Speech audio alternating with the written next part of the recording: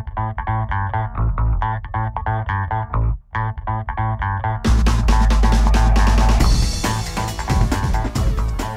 guys, welcome to this week's question and answer session. I'm Mike Nelson. Some people like to call me the professor, but I'm going to bring you guys the question and answer session for this week. I have some great questions from my readers. You guys have been sending in a ton of questions this week, and I really appreciate it. It gives me something to talk about, and it gives other people the information that they need in order to get started. Before I get started, I want you guys to do one quick thing for me. I'm going to stop this video. It's going to be a couple of seconds. I'm going to stop this video, and I want you to subscribe to my YouTube channel. Why?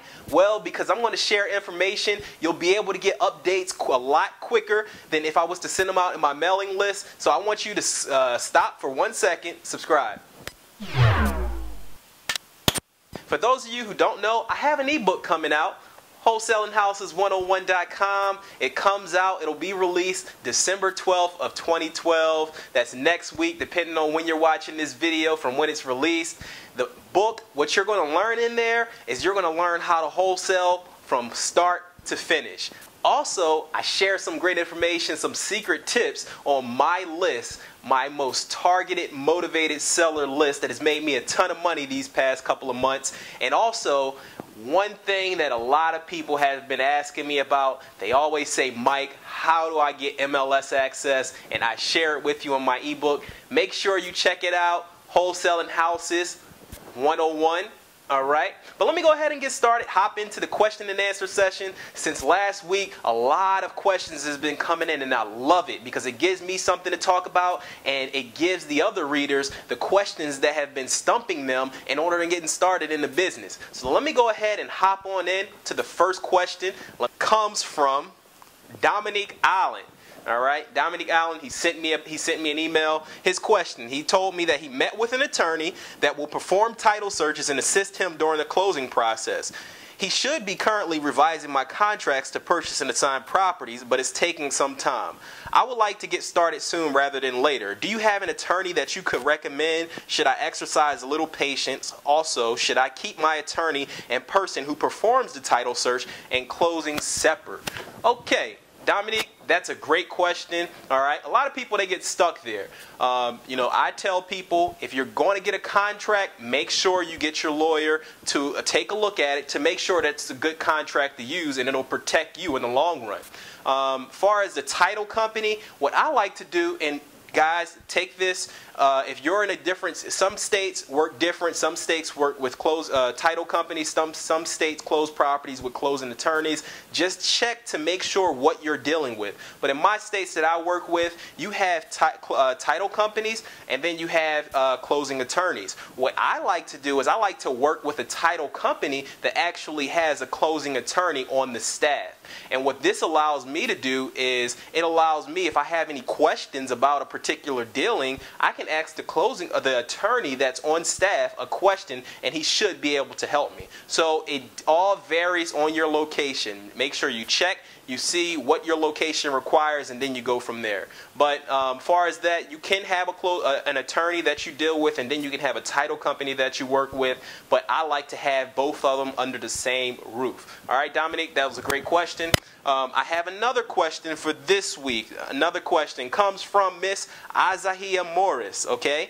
She told me, she said, I stayed up till 3 a.m. this morning reading your site and watching your videos. I think I have the steps in order. Let me know, if you don't mind, if this is the best route in order to get started in this business. All right? Her first, Miss Azahia, let me tell you the steps in order to get started, okay? And also, in my ebook coming out, I have a checklist, all right? So the checklist, it'll tell you the steps that you need to go through in order to actually close a deal. So check that out in my ebook. But let me go ahead and walk you through the steps. I forgot to mention, I also have a video which walks you through one of my deals that I actually took place in, and you can watch that video by clicking here. Okay? Now, the steps that are required. First, you have to find somebody that's motivated to sell their property at a deep discount. That's the first step, okay? Once you find that person, you want to make sure that they accept your ballpark figure. You're going to run comps on that property. Comps are comparable sales. You're going to run comparable sales, see what the other properties in the area are selling for, and then you're going to tell that person, hey, I'm able to pay this amount for your property. Now, once you get them to accept, you're going to get that property under contract, and then you're going to start marketing for buyers. Once you start marketing for buyers, then you're going to find one that's willing to pay you above what you have the property contracted for. Now, after that, you're going to get a contract called an assignment contract signed with that buyer. You're going to take your purchase and sales agreement that you have with the seller, and you're going to take your assignment contract, and then you're going to take them to a title company or a closing attorney. All right, they should be able to help you from there. Once you have those two documents in place, they'll then run a title search on the property, and then they will go ahead and schedule a closing so that the buyer and the seller can come, and ultimately the seller will get paid, the buyer, he will take the deed to the property, and then the deal will be complete. And in the meantime, you're going to get your assignment fee, which is going to be the difference from what you had the property contracted for and what you sold it to your end buyer for. Now, I know I left out a lot of information right in between there, guys, but that's ultimately it in a nutshell, okay? Now, Ms. Isaiah, that was a great question. Also, you mentioned, do you have to have an LLC? I answered that in last week's video, but to cut it short, no, you don't have to have an LLC in order to get started, all right? Last question this week, guys, and it's a good one, okay? TJ Sayers, okay? TJ, he sent me an email. He says, how do you get contact information for potential motivated sellers? TJ, that's what this business is ran on. This business is ran on motivated sellers. Now, how do you get that information? I can sit here and I can give you 102 ways on how you can get motivated sellers' contact information. I have a couple of videos that'll teach you how to find motivated sellers. One would be Driving for Dollars. And Driving for Dollars is basically where you're driving around looking for vacant properties, and also you're gathering their information, and you're going to go into public record, okay, your county's assessor of real estate office, and you're going to find the person who actually owns that home.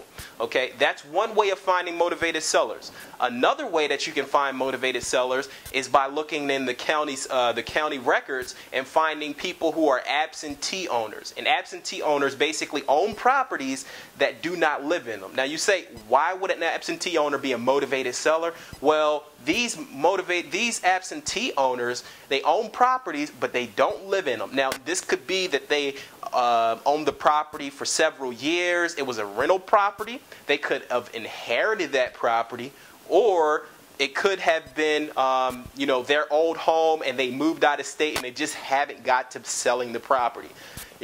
That's why you would go after an absentee owners. But like I said, I can sit here all day and tell you how to find these motivated sellers, but those are just a couple of them. And if you would like more, what you can do is you can go onto my website, wholesalinghouses101.com, and this is for everybody, and you can subscribe to my newsletter, and I actually teach you how to find absentee owners. It's great information and you won't want to miss it. But that's all for this week's question and answer session. I'm Mike Nelson, wholesalinghouses101.com. Before you leave, I want you to subscribe by clicking right here, taking a look at my YouTube channel. You can subscribe. You'll get updates on every time I upload a new video so that you won't miss out on that information. Make sure you pick up my ebook, 12/12/2012. It'll be here. All right? And make sure you subscribe. Mike Nelson, wholesalinghouses101.com.